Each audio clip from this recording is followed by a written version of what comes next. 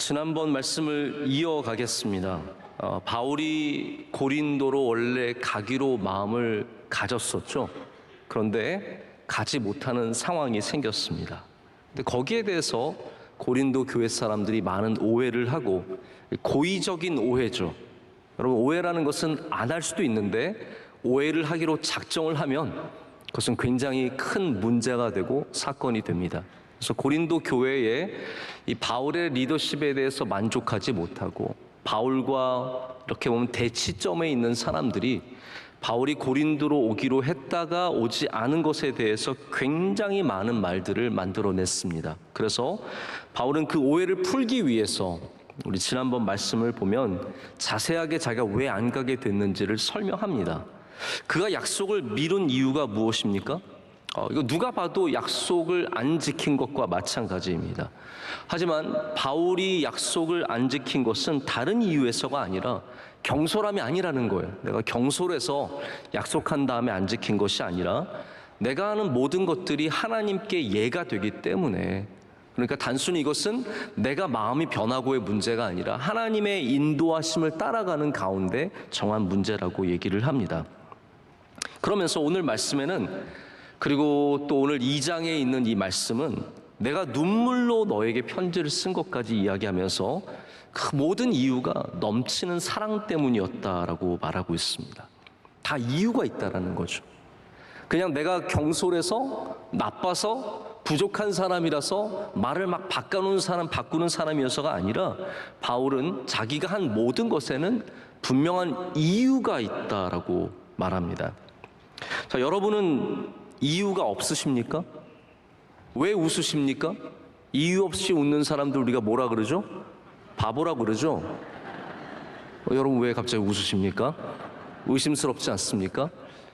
이유 없이 웃고 이유 없이 울고 이유 없이 우는 남자들이 있습니다. 뭡니까? 바보가 아니라 갱년기인 겁니다.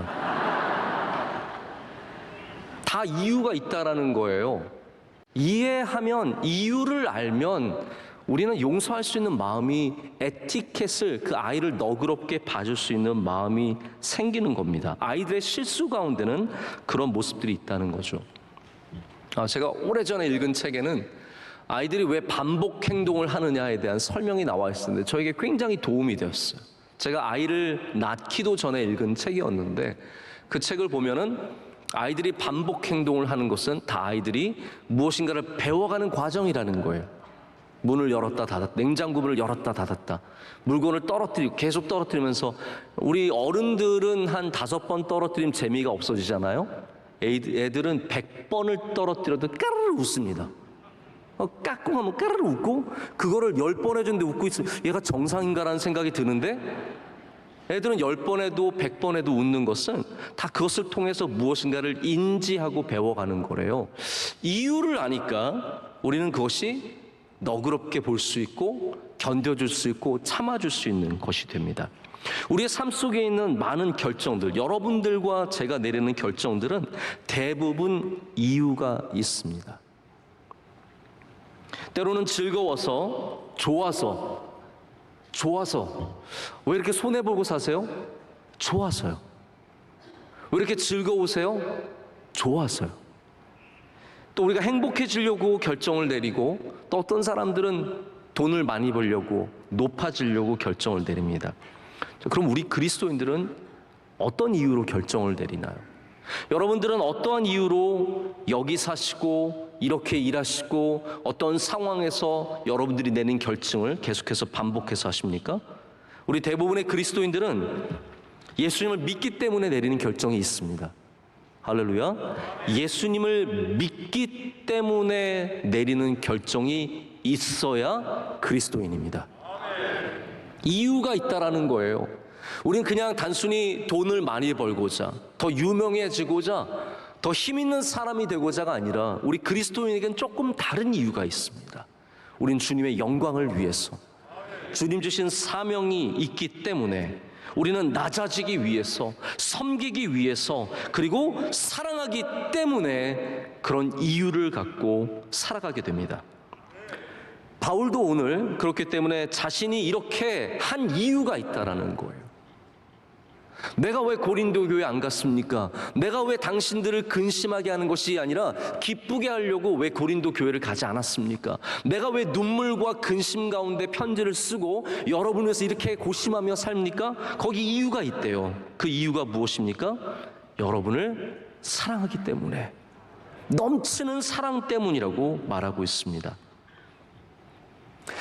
그 이유가 있음에도 불구하고 바울을 반대하는 사람들은 그런 이유를 받아주지 않습니다. 오직 그들은 바울을 폄하하고 바울을 방해하고 바울을 어렵게 하는 데 목적을 두기 때문에 바울의 진심 같은 건 상관이 없습니다. 여러분, 세상에 살아보면 내 진심 따위는 상관 안 할 때가 참 많습니다. 내가 갖고 있는 생각, 내가 갖고 있는 마음, 하나님과의 관계, 이런 건 전혀 생각하지 않고 그들이 원하는 대로 우리에게 이유를 덮어씌우고, 여러분들에게 이유를 덮어씌우고, 너는 이것 때문이라고 우리에게 결론지어 말하는 경우도 많이 있습니다. 그때마다 우리는 우리의 이유가 무엇인지를 더욱 분명히 알아야 합니다. 할렐루야. 우리의 이유가 무엇인지를 다시 제자리로 돌아가야 합니다. 그리스도 때문에, 하나님의 교회 때문에, 주님을 사랑하기 때문에, 주님의 은혜 때문에, 그런 분명한 이유가 있는 삶이 되시기를 축복합니다. 이 바울을 반대하는 사람은 바울이 변덕이 많은 사람이라고 얘기했습니다. 저 사람 변덕이 많아서 온다 그랬다가 안 온다고.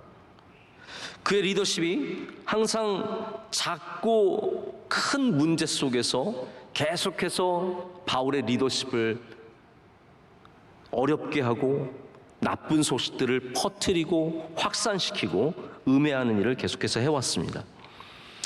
제가 이런 말씀 드리기가 참 죄송하고 우리 교회는 별로 이런 분들이 없기 때문에 또 감사하면서 말씀을 드리는데, 교회 안에는 교회가 크든 작든 이러한 세력들이 항상 있습니다. 고린도 교회도 있었고, 골로새 교회도 있었고, 에베소 교회도 있었고, 모든 교회에는 바로 이렇게 교회를 어렵게 하는 세력들이 존재합니다. 근데 저는 그 사람들을 그냥 단순히 악한 존재라고 말하진 않겠습니다. 왜냐하면 그 사람들은 사실 악한 사람들은 아니기 때문입니다. 하지만 내가 갖고 있는 정의가 하나님 앞에 옳은지는 정말로 살펴봐야겠죠. 교회가 그래서 편을 갈라서 싸우게 되고 누군가를 나쁜 사람으로 몰아세우는 일들이 얼마나 흔하게 일어나는지 모릅니다. 사람들을 보면 이런 사람들을 조심해야 합니다. 자꾸 편향된 정보로, 자신의 주장으로 사람들을 모으고 편가르게 하고 교회를 폄하하고 자꾸 흔들려고 하는 사람들은 우리 항상 조심해야 합니다. 지금 바울은 그들, 바로 근심하게 하는 사람들을 대적해서 이 말씀을 지고 쓰고 있기 때문입니다. 리더를 비난하면서 마치 정의를 외치고 있는 것 같죠. 바울을 비난하면서 바울의 변덕스러움, 바울의 연약함, 육체의 연약함도 굉장히 많이 비난하지 않습니까? 이런 바울의 모든 모습들을 외치면서 우리는 정의로운 사람들이고 우린 정의를 외치고 있는 것 같지만, 사실 고린도 전후서에 등장하는 이런 사람들은 다 교회를 망가뜨리는 사람으로 등장하고 있는 것을 잊어서는 안 됩니다. 우리도 이러한 거짓 정의에 휩쓸리면 안 되고 하나님 안에서 깨어있는 사람들이 되어야 합니다. 무엇이 이유인지를 분명하게 발견해야 합니다. 이런 고린도 교회의 비난에 바울이 어떻게 대응합니까? 그는 함께 싸우지 않았습니다. 이놈 나쁜 놈들 하면서 그렇게 덤벼들지 않았습니다. 다만 그들에게 진실됨을 지속적으로 보여주면서 복음 안에서 견뎌냈습니다. 여러분, 복음 안에서 견뎌내면 좋은 날이 올 줄로 믿습니다. 여러분이 진심으로 주님을 신뢰하고 주님이 여러분과 함께 하신다는 것을 믿고 나아가신다면 때로는 오해받을 때도 있고 이렇게 변덕스럽다는 핀잔과 그런 수많은 폄훼를 받을 수도 있지만, 우리가 하나님의 말씀 안에 거하고 예수 그리스도를 올바로 믿고 살아간다면 하나님께서 여러분과 함께 하시고 여러분에게 은혜를 더해 주시고, 그리고 모든 누명과 어려움에서 벗어나는 은혜를 주실 줄로 믿습니다. 그래서 이게 결국은 고린도 교회에 바울이 갖고 있는 영향력을 되찾게 되는 일이 됩니다. 만약 바울이 여기에 그냥 나쁜 놈들로서 그냥 비난하고 이들을 교회에서 바로 치리해버리고 쫓아내고 싸웠다면 아마 고린도 교회의 평안은 절대로 오지 않았을 것입니다. 하지만 바울은 복음 안에서 싸웠습니다. 그것은 선으로 악을 이기는 행위였고, 오늘 말씀 안에도 그가 오직 그 교회를 사랑하고 돌보고 아끼는 마음만을 보여주고 있습니다.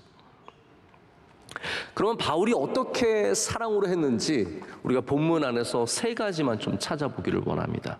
첫 번째는 23절에 나오는 말씀인데요, 아낀다라고 얘기합니다. 우리 1장 23절 다 함께 읽겠습니다. 내가 내 목숨을 걸고 하나님을 불러 증언하시게 하노니 내가 다시 고린도에 가지 아니한 것은 너희를 아끼려 함이라. 아멘. 자, 지금 바울이 별거의 목숨을 다 겁니다. 자, 목숨을 걸고 심지어는 하나님 앞에 자기가 양심적으로 깨끗함을 얘기하면서 내가 고린도에 가지 않은 이유는 변덕스러워, 당신들이 말하는 이유와 전혀 상관이 없다고 얘기합니다. 내가 고린도에 가지 않은 이유는 오히려 너희를 아끼기 때문이다 라고 진심을 다해서 말하고 있습니다.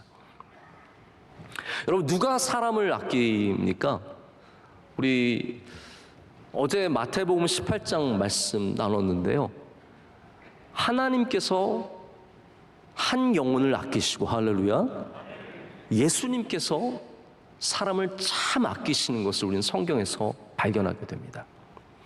제가 어제 나눈 말씀, 이 마태복음 18장의 말씀이 제가 교회에 굉장히 중요한 말씀이라는 것을 전하고 나서도 제가 여운이 남아 있어요.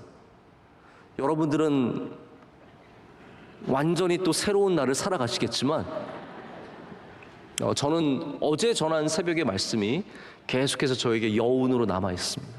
왜냐하면 교회가 이래야 되는구나, 내가 목회를 또 이렇게 해야겠구나, 하나님께서 이것을 기뻐하시고 하나님의 뜻이 여기 있구나가 정말 다시 이렇게 파도처럼 끊임없이 저에게 와서 부딪히기 때문입니다. 마태복음 18장의 내용 여러분 기억나십니까? 마태복음 18장에는 하나님이 어떠한 분이신지, 하나님의 나라가 어떤 곳인지, 그리고 교회가 어떤 곳이 되어야 하는지가 다 나와 있습니다.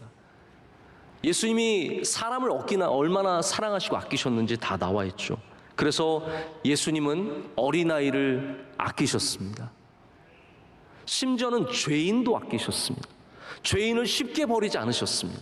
절대로 쉽게 버리지 않으셨습니다. 한 마리의 잃은 양이 있으면 그 잃어버린 양을 향해 찾아가는 그 목자의 이야기를 통해서 우리 하나님이 어떠한 분이신지, 또 교회가 어떠한 곳이 되어야 하는지 알려주셨습니다. 여러분, 예수님은 우리를 아끼시는 분이십니다. 우리 얻는 것을 그래서 교회의 가장 큰 기쁨이 무엇입니까? 마태복음 18장을 따르면 교회의 가장 큰 기쁨은 사람의 영혼을 얻는 일입니다. 이것보다 소중한 일은 없는 거예요. 그래서 어린아이도 귀하게 여기는 것이고, 한 연약한 영혼이 시험에 들지 않게 그를 위해서 붙잡아 주는 것이고, 그리고 심지어 죄인까지도 한 번, 두 번, 세 번, 여러 번의 권고를 통해서 다시 돌아오게 하는 것이 바로 교회의 또한 하나님의 뜻이라는 것을 우리에게 알려주고 있습니다. 예수님은 그래서 여자 제자를 두시고 여자를 아끼셨고, 아이들을 함부로 대하지 않으셨고, 심지어는 죄인들도 사랑하셨습니다.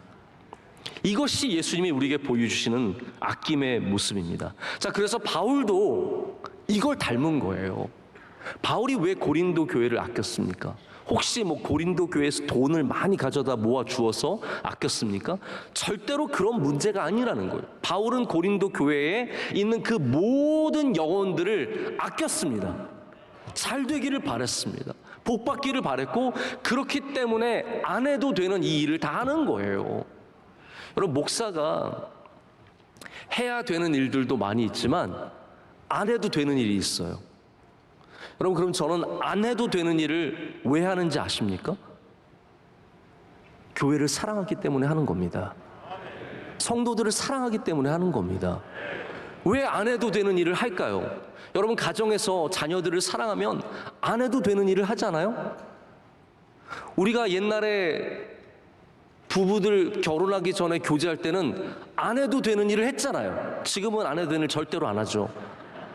그러나 그때는 안 해도 되는 일을 했어요. 예를 들어서 뭐 쓸데없이 여자 집 앞에 가서 기다리는 거, 그리고 집 먼데 데려다 주는 거. 뭐 걔가 다리가 없어요, 뭐 길을 몰라요, 버스를 못 타요, 지하철을 못 타요. 그럼에도 불구하고 우리가 가서 다 태워주고 집에까지 들어가는 거 보면서 잘 들어가? 들어가자마자 잘 들어갔어? 집안 문 열고 들어가는데 무슨 문자를 뭐 그 중에 뭐 휴거당하고 사라지나요? 안 해도 되는 짓을 다 하는 것은 아끼기 때문이에요. 사랑하기 때문이에요. 저도 자녀들을 사랑하기 때문에 자녀들 안 해도 되는 일들을 쓸데없이 물어봐요. 제가 어제도 저녁에도 갑자기 마음이 동하는 거예요. 저희 아이들이 너무 귀엽게 놀고 있으니까 너희들 뭐 갖고 싶어? 저희 아내가 당신 왜 그래 갑자기? 그 말이 무슨 말이야? 안 해도 되는 짓을 왜 하냐? 왜 안 물어보면 돈 세이브 하는데 안 물어보면은 묻지도 않는데. 저희 아이들은 당황했어요. 저희 첫째가 갑자기 왜? 저희 셋째는 바로 말하더라고요. 저희 셋째는 바로 원하는 걸 말했는데 저희 첫째는 너무 당황스러운 거예요. 아빠가 갑자기 훅 들어왔거든요. 원하는 게 뭐야? 가만히 생각해 보더니 대답해 주더라고요. 여러분, 우리가 왜 안 해도 되는 일을 하냐면 사랑하기 때문에, 아끼기 때문입니다. 고린도 교회에 굳이 편지 보낼 필요 없습니다. 고린도 교회에 굳이 찾아갈 필요 없습니다. 아니, 심지어는 변명할 필요도 없습니다. 뭐 변명합니까? 구차하게 싫다는 사람 떠나면 되지. 오지 말라는데 안 가면 되지. 뭐하러 고린도 교회 아니면 바울이 교회가 없어요? 바울이 세운 교회가 얼마나 많은데요. 고린도 교회 교인들 아니면 바울이 사랑을 못 받습니까? 아닙니다. 에베소 장로들이 바울을 얼마나 사랑했는데요. 바울을 사랑하고 전적으로 밀어주고 아끼는 사람들 많았지만 바울은 이 교회를 사랑했기 때문에, 아꼈기 때문에 이렇게 힘들게 편지를 쓰고 마음 아프게 변명을 하고 구차하게 변명을 하고 이들을 돌아오게 하려고 노력을 하는 거예요. 여러분, 하나님께서 그런 마음을 우리에게 주시기를 간절히 소망합니다. 우리가 교회를 사랑하는 마음, 주님을 사랑하는 마음을 가지면 이렇게 안 해도 되는 일을 하는 사람들이 되죠. 여기 고린도 교회에는 근심하게 하는 사람이 있었습니다. 이 문제를 언젠가 또 더 자세하게 나누겠지만 2장 5절부터 이 근심하는 자가 등장을 해요. 그 전에도 근심이라는 단어가 자꾸 등장하죠. 왜 근심이 등장하냐 하면 바로 이 문제, 이 사람, 이 문제가 해결되지 않았기 때문이에요. 2장 5절을 보면 한번 보시죠. 근심하게 한 자가 있었을지라도 나를 근심하게 한 것이 아니요 어느 정도 너희 모두를 근심하게 한 것이니 어느 정도라 함은 내가 너무 지나치게 말하지 아니하려 함이라. 자, 굉장히 돌려 말하는데요. 바울이 말하기는 근심하는 자가 있었지만 내가 그렇다고 되게 근심한 건 아니지만 너희들도 많이 아팠을 거야 라고 얘기를 하는 겁니다. 이 근심하는 자 때문에 어려웠을 거다라고 얘기를 합니다. 이 사람을 나중에 소개를 하겠지만 간단하게만 말씀을 드리자면 많은 학자들은 이 사람을 고린도 교회에 아주 영향력 있지만 죄를 지은 사람으로 얘기합니다. 이 사람은 교회 안에서 힘이 있었고 사람들 사이에 인기가 있었어요. 그래서 이 사람의 근심되는 일들을 사람들이 알았지만 쉬쉬했어요. 말하지 말자. 저 사람 우리 교회 중요한 사람이고 높은 사람이고 영향력 있는 사람이니까 우리 조용히 해주자. 쉬쉬쉬. 심지어는 바울이 오늘 말씀 2장 4절에 근심하며 눈물로 그 근심하게 하는 사람의 죄의 문제를 언급했지만 사람들이 듣고 나서도, 그 죄를 알고 나서도 거기에 대해서 별다른 조치를 취하지 않습니다. 그래서 바울이 그 편지를 쓴 다음에, 이게 어떻게 보면 고린도 전서와 후서 사이에 있는 또 다른 편지예요. 그 다음에 고린도 교회에 갔더니 사람들이 여기에 대해서 바울에게 적극적으로 반응하지 않습니다. 이 죄의 문제가 있고 심각한 문제를 가진 사람이 있지만 오히려 바울을 거부하고 이 사람 때문에, 이 사람을 옹호하는 분위기 때문에 바울이 힘들었던 거예요. 그래서 자기가 다시 그 일로 고린도 교회에 가지 않겠다라고 얘기하는 것입니다. 그래서 2장 1절에 뭐라고 말하냐면요, 내가 다시는 너희에게 근심 중에 나아가지 아니하기로 스스로 결심하였다라고 말합니다. 자, 이 근심하게 하는 자가 모두를 근심하게 했고 바울을 근심하게 했고, 그로 인해서 바울은 편지를 보냈지만 여전히 이 문제는 해결되지 않았습니다. 그래서 나는 다시는 너에게 또 이 근심하는 문제로 근심하며 가지 않기를 원한다라고 말하는 것입니다.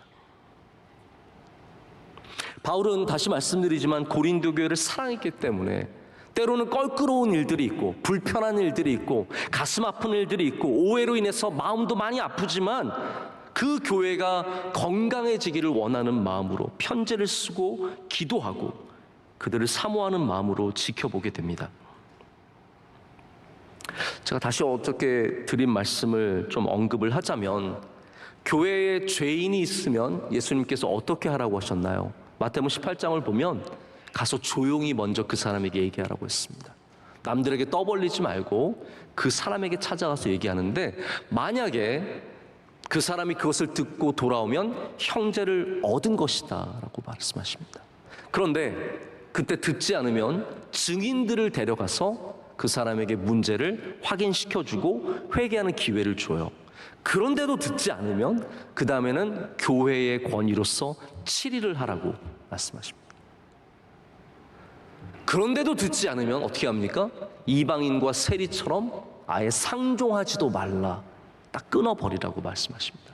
자, 여기까지도 굉장히 명확합니다. 1단계, 2단계, 3단계가 있고 그 다음에는 상종하지 않는 마지막 단계가 있어요. 근데 예수님의 말씀은 여기서 끝나지 않았죠. 어제 말씀 기억하십니까? 않았죠. 어떻게 끝납니까? 예수님께서는 그 다음에 하시는 말씀이, 그러나 너희가 합심하여 기도하면 하나님께서 그 기도 가운데 응답하신다고 말씀하십니다. 그 말씀은 우리 가운데 죄인이 있지만 그를 다시 품어주고 용서하고 교회가 하나가 되어서 기도할 때 하나님께서 그 교회 가운데 함께 하시며 그것을 맬 때 메어주시고 풀 때 풀어주신다고 말씀을 하시면서 예수님께서 마지막에 두세 사람이 내 이름으로 모인 곳에 나도 그들 중에 있느니라 말씀하시는 거예요. 이게 그냥 모여 있으면 있다라는 말이 아니라 이렇게 죄인이 있었던 교회에, 어려움이 있었던 관계 속에서 다시 연합할 때 주님께서 그것을 얼마나 기뻐하시는지를 보여주는 말씀입니다. 교회가 그런 곳이 되어야 하고 바울은 이 말씀에 충실한 사람입니다. 자, 여러분, 제가 이 말씀을 드리고 싶은 거예요. 바울이 예수님의 말씀에 충실했던 것처럼 우리도 주님의 말씀에 충실해야 합니다. 우리가 사랑한다면 단순히 내 감정의 사랑이 넘쳐서가 아니라 예수님이 그렇게 말씀하셨기 때문에 사랑할 수 있어야 된다는 것이죠. 우리가 용서해야 한다면 우리가 그냥 다 잊자, 내 마음에서 완전히 잊어지고 용서할 만큼 내 마음이 커서가 아니라 예수님께서 그렇게 가르치셨기 때문에 우리는 용서할 수 있어야 된다는 거예요. 우리에겐 이유가 있습니다. 우리가 왜 사랑합니까? 우리가 왜 용서합니까? 왜 우리가 연합합니까? 내 기분대로가 아니라 주님이 그렇게 말씀하셨기 때문이라는 거예요. 바울도, 저는 바울이라고 해서 우리와 전적으로 다른 사람이라고 생각하지 않습니다. 물론 그는 성령에 사로잡혔고 하나님의 놀라운 능력 안에 거했지만 바울도 우리와 똑같은 심정을 가진 사람이에요.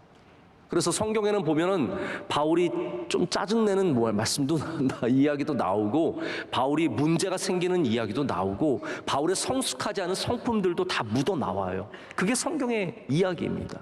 그러나 우리가 바울을 신뢰하는 것은 바울이 예수님의 말씀에 충실한 사람이었기 때문입니다.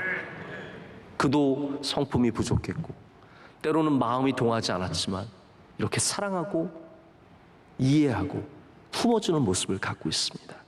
그렇기 때문에 바울은 그들을 아끼는 마음으로 고린도 교회에 가지 않기를 결심했습니다. 두 번째 이유는 24절에 나옵니다. 24절 말씀 우리 다 함께 읽겠습니다. 우리가 너희 믿음을 쥐관하려고 한 것이 아니요 오직 너희 기쁨을 돕는 자가 되려 함이니 이는 너희가 믿음에 섰음이라. 아멘.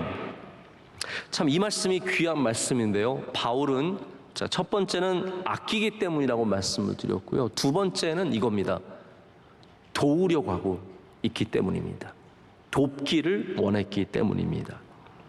바울은 주관하는 자가 아니라 돕는 자가 되려고 했다라고 말하고 있습니다. 여기 주관한다는 말은요, 그냥 내가 통제하는 정도를 얘기하는 것이 아니라 여기 영어 성경에는 이것을 Lord이시라고 말하고 있어요. 이게 Lord가 원래는 명사잖아요. 주님이라는 명사잖아요. 주님, 우리의 주인. 근데 이게 동사로 쓰이면 뭐가 되냐면요, 주인 행세를 한다라는 뜻이 되는 겁니다. 그러니까 바울은 내가 주관하려고 하지 않는다는 말을 할 때 무슨 의미냐면, 내가 고린도 교회 주인 행세를 하려고 하는 것이 아닙니다. 그러면 누가 주인이라는 말이에요? 예수님이 교회의 주인이라는 말씀이세요.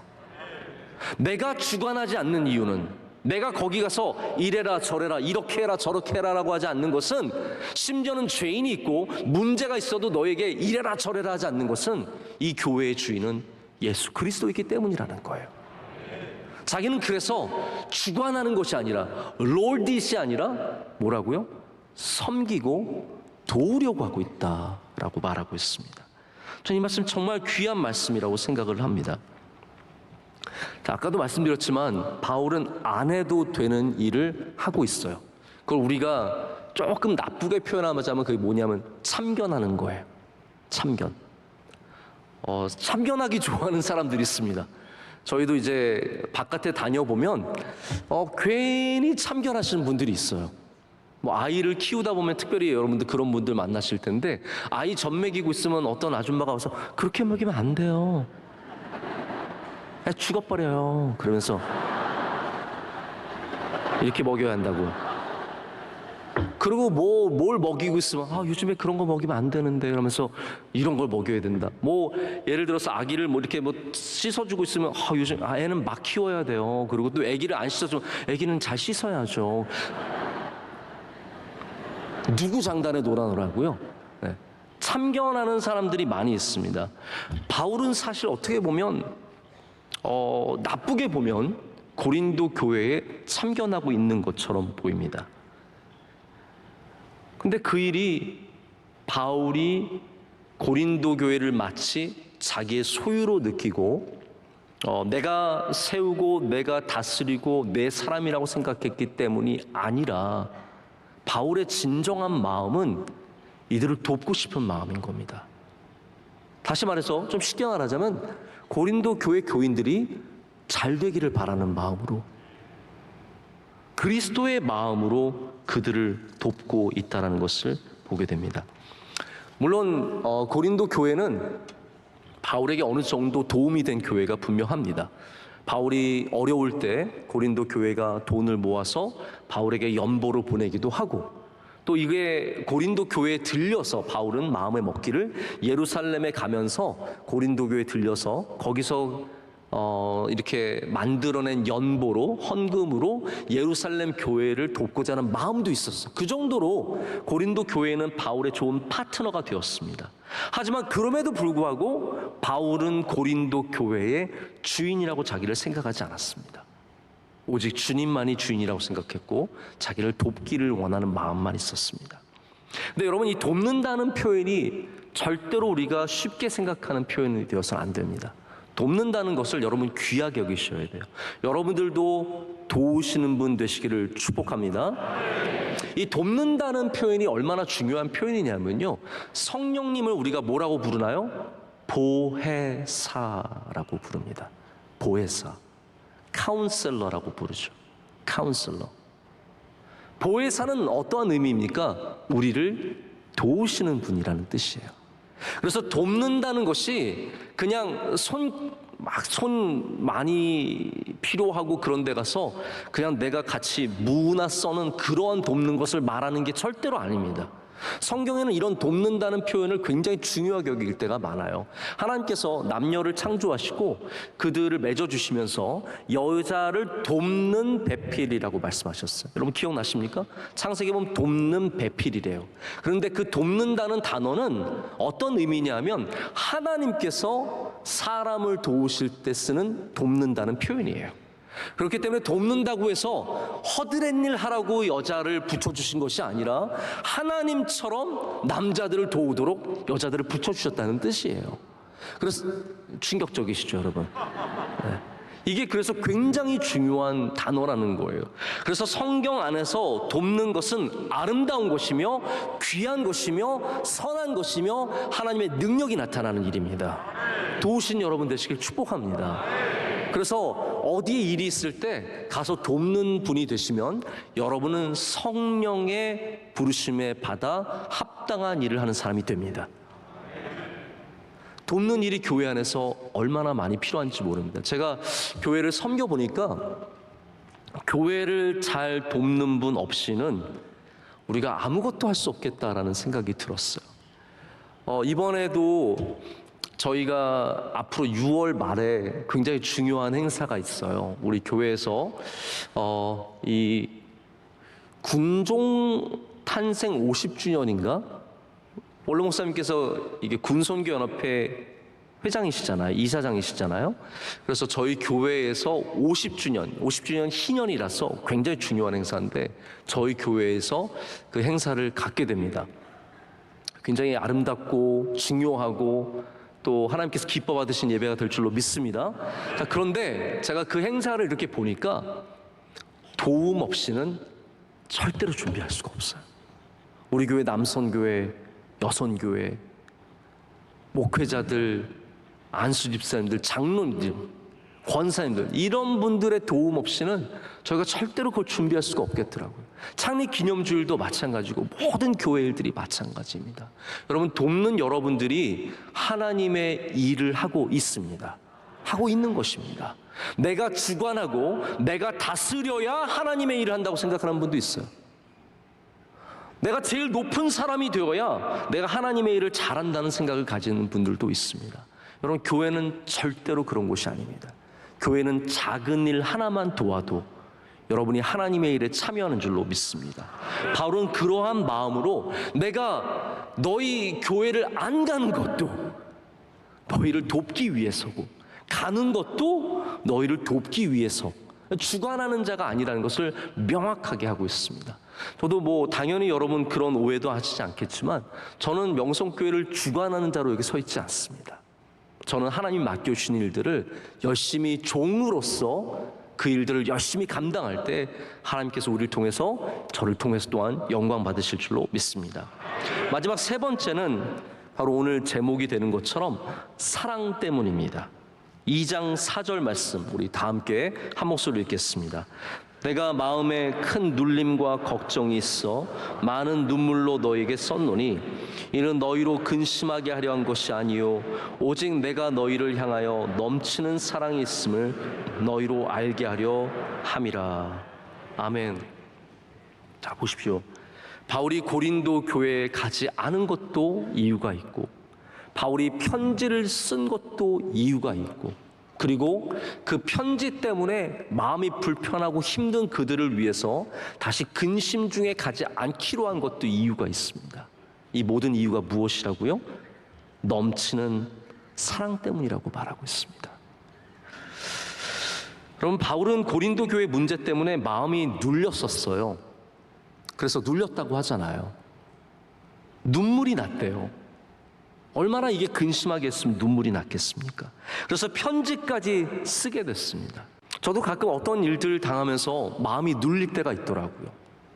어떤 사람이 어렵게 할 때 마음이 눌릴 때가 있고 어떤 상황이 어려울 때 눈물 나는 일들도 있습니다. 그때 때로는 책망해야 되는 입장에 서기도 하고 때로는 내가 마음을 빨리 정돈하고 용서하고 품어야 하는 입장에 설 때도 있습니다. 그때마다 제가 돌아보는 게 있습니다. 내 마음을 하나님께서 기뻐하실까라는 부분입니다. 내가 저 사람을 향해서 갖고 있는 섭섭한 마음 혹은 분노의 마음, 괴로운 마음 슬픔과 이 모든 것들을 과연 하나님께서 그것을 어떻게 보실까 마지막으로 꼭 점검해 볼 때가 있습니다. 그래서 때로는 그것이 어려운 일이지만 용서해야 될 때도 있고, 때로는 어려운 일이지만 그것을 책망해야 되는 때도 있습니다. 잘라내야 할 때도 있습니다. 여러분, 사랑이라는 것은 다 오냐 오냐가 아니죠. 여러분, 아이를 키워보시고 사랑해보시면 아시잖아요. 우리가 사랑한다는 것이 다 오케이고 다 괜찮고 다 주는 것은 아닙니다. 사랑하기 때문에 책망하기도 하고, 사랑하기 때문에 가르치기도 하고, 사랑하기 때문에 그 사람에게 어려움을 주기도 합니다. 요한복음 15장 말씀을 보면 예수님께서 농부와 포도나무의 관계를 설명하시면서 바로 하나님과 우리, 더 나아가서는 예수 그리스도와 우리, 교회와 우리와의 관계를 말씀해 주십니다. 근데 뭐라고 여기서 말씀하시는 부분이 있냐면, 열매를 맺게 하기 위해서 가지를 치신다라는 말씀이 있습니다. 여러분, 그 말씀 기억하십니까? 예수님께서 농부가 되셔서 우리의 삶에 오셔서 일하실 때, 나는 너를 사랑하니까 아무것도 안 건들게, 이러시지 않는다라는 거예요. 나는 너를 너무 좋아하니까 너의 모든 것 다 자라라, 가지마다 다 자라라. 근데 결국은 가만히 놔두면 어떻게 되나요? 오히려 열매를 잘 맺지 못하게 되는 거예요. 그래서 농부이신 주님께서는 우리 삶에 오셔서 우리를 사랑하시기 때문에, 우리가 열매 맺기를 원하시기 때문에 아프지만 가지를 잘라내시는 일이 있다라고 말씀을 하십니다. 그 모든 이유가 무엇이겠습니까? 주님이 왜 가지를 잘라내시겠습니까? 주님의 욕심 때문입니까? 아니, 결국은 우리를 사랑하셨잖아요. 우리를 사랑하시기 때문에 우리의 어려운 부분이지만 책망하시기도 하시고, 잘라내기도 하시고, 우리로 하여금 좀 고생도 하게 하시고, 이 모든 것들이 주님의 사랑이라는 것을 주님은 이 요한복음 15장을 통해서 우리에게 말씀하십니다. 하나님의 모든 이유는 사랑입니다. 그래서 우리가 하나님을 뭐라고 부릅니까? 하나님은 사랑이시라고 말씀하는 거예요. 하나님은 사랑이시기 때문에 하나님이 행하시는 이유도 사랑이라는 거예요. 로마서에는 이거 좀 다르게 얘기합니다. 사랑과 좀 다른 개념이지만 굉장히 흡사한 개념인데, 하나님을 선하시다고 얘기하죠. 하나님은 선하신 분이십니다. 믿으십니까? 하나님의 선함은 훼손될 수 없고 축소될 수 없습니다. 하나님의 다른 모든 성품들과 함께 완전합니다. 여러분, 이걸 꼭 이해하셔야 돼요. 하나님의 성품, 언젠가 한번 제가 기회가 되면 하나님의 성품을 한번 여러분께 좀 시리즈로 말씀을 드리면 좋은데, 그 하나님의 성품을 이해하기 위해서 우리가 꼭 가져야 하는 개념이 뭐냐면요, 하나님은 이만큼은 선하시고, 이만큼은 사랑이 있으시고, 이만큼은 용서하시고, 이만큼은 화를 내시는 게 아니라, 하나님의 인내하심은 완전하신 거고, 하나님의 사랑도 완전하시고, 하나님의 선하심도 완전하세요. 그렇기 때문에 이 개념 자체가 서로 방해를 받지 않습니다. 하나님이 그래서 우리를 책망하실 때도 하나님의 선하심은 절대로 훼손되지 않아요. 하나님이 우리에게 어려움을 주시고 훈련을 주실 때도 하나님의 사랑은 절대로 훼손되지 않습니다. 이게 하나님의 성품을 이해하기 위해서 우리가 꼭 알아야 하는 개념 중에 하나입니다. 그래서 하나님은 선하시기 때문에 하나님을 믿는 사람들에게는 뭐라고요? 모든 것이 합력하여 선을 이룬다라고 되어 있습니다. 하나님은 선하시기 때문에. 여러분, 그래서 하나님이 행하시는 모든 일들은 사랑이며 선함입니다. 여러분에게 어려움이 있습니까? 여러분, 그 어려움의 이유를 한번 생각해 보십시오. 때로는 물론 죄일 수도 있죠. 때로는 내가 만든 실수도 있을 수 있습니다. 그러나 우리가 하나님을 믿는다면 이 모든 것이 하나님의 사랑이라는 사실을 잊어서는 안 됩니다. 하나님의 선하심이 그 안에서도 역사하신다는 것을 잊어서는 안 됩니다. 자, 이제 말씀을 정리하고 맺고자 합니다. 고린도 교회, 우리가 벌써 고린도 전서도 이미 말씀을 나눴기 때문에 여러분께서 고린도 교회를 잘 이해하고 계시겠지만, 고린도 교회는 능력도 많았고 돈도 있었고, 또 반대로 잘못도 많이 했고 상처도 많은 교회입니다. 고린도 교회는 어떤 면으로 봐도 완벽한 교회가 아니었습니다. 심지어 우리는 늘 초대교회를 굉장히 로망으로 바라보잖아요. 초대교회처럼 됩시다. 여러분, 그러다 고린도 교회 되면 어떻게 하려고요? 생각해 보세요. 우리가 초대교회로 돌아가자고 하는데 고린도 교회로 돌아가면 큰일 납니다. 정말 그래요. 그래서 초대교회는 절대로 완전한 교회가 아니었습니다. 이 세상에 완전한 교회는 없습니다. 그때도 없었고 지금도 없습니다. 그런데 이 불완전한 교회를, 이 어려운 교회를 바울은 참 사랑했습니다. 하나님께서 그 마음을 주신 거예요. 여러분, 사랑하면 좋아 보이고, 할렐루야, 사랑하면 아름다워지는 것이고, 사랑하면 그게 다 복이 되는 겁니다. 저는 바라기는 오늘 우리가 이 편지를 받는 사람의 입장에서도 이 말씀을 봐야 되지만 편지를 쓰는 사람의 입장으로도 한번 봤으면 좋겠습니다. 우리가 고린도 교회를 사랑한 바울처럼 우리도 주님의 몸된 교회를 사랑하기를 간절히 소망합니다. 그래서 바울은 고린도 교회를 가지 않은 이유가 변덕스러워서도 아니고 사람들이 말하는 것 같이, 사람들이 오해하게끔 유도하는 것 같이 변덕스러운 것도 아니었고 연약해서도 아니었습니다. 그가 방문하지 않은 이유는 그가 방문했을 때 일어날 수 있는 갈등들, 아픔들, 근심하게 되는 일들과 또 분쟁들을 피하기 위해서 가지 않았다는 것, 바로 그 안에는 그리스도의 몸된 교회를 사랑하는 바울의 마음이 담겨져 있습니다. 보스턴 레드삭스라고 하는 야구팀이 있습니다.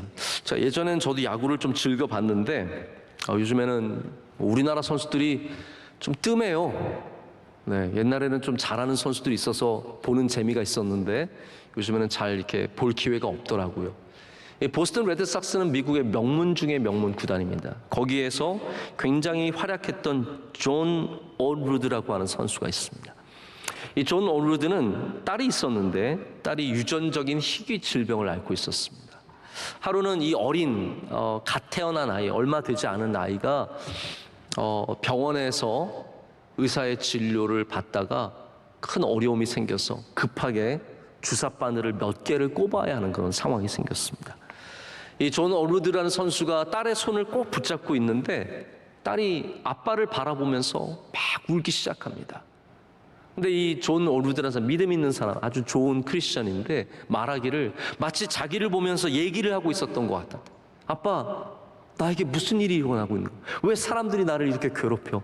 나에게 왜 주사 바늘을 넣고 나를 아빠는 보호해줘야 되는데 왜 이 사람들이 나를 괴롭히도록 가만히 놔두는 거야? 몇 개월 된 애가 어떻게 그런 말을 합니까?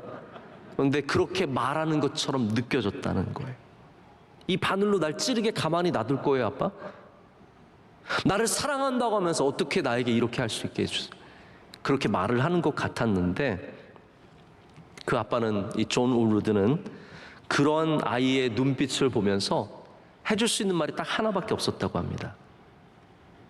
얘야, 아빠를 믿어라. 아빠가 너와 함께 할게. 그러면서 이 아이가 좋아지는 은혜를 누리게 되었는데 그 가운데 이분이 하나님의 은혜를 얻고 이 사건을 돌아보면서 쓴 글이 있어요.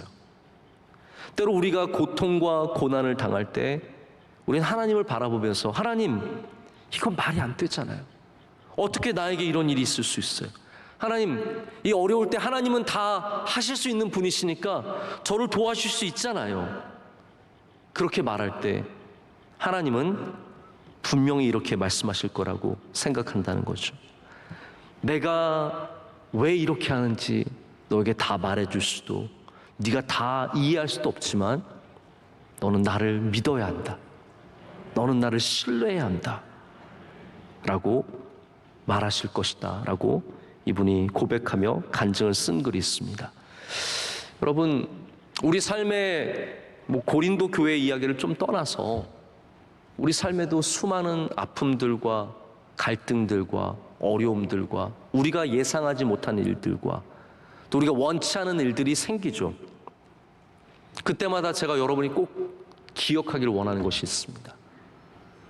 하나님이 우리를 사랑하시는 것을 꼭 기억하시길 축복합니다. 하나님이 우리를 사랑하십니다. 하나님이 우리를 사랑하십니다. 사랑하십니다. 진짜입니다. 제가 그냥 교회 나오라고 이런 말씀을 드리는 것도 아니고 그냥 이런 얘기 하면은 좋을까 봐 드리는 말씀도 아닙니다. 저는 분명하게 믿습니다.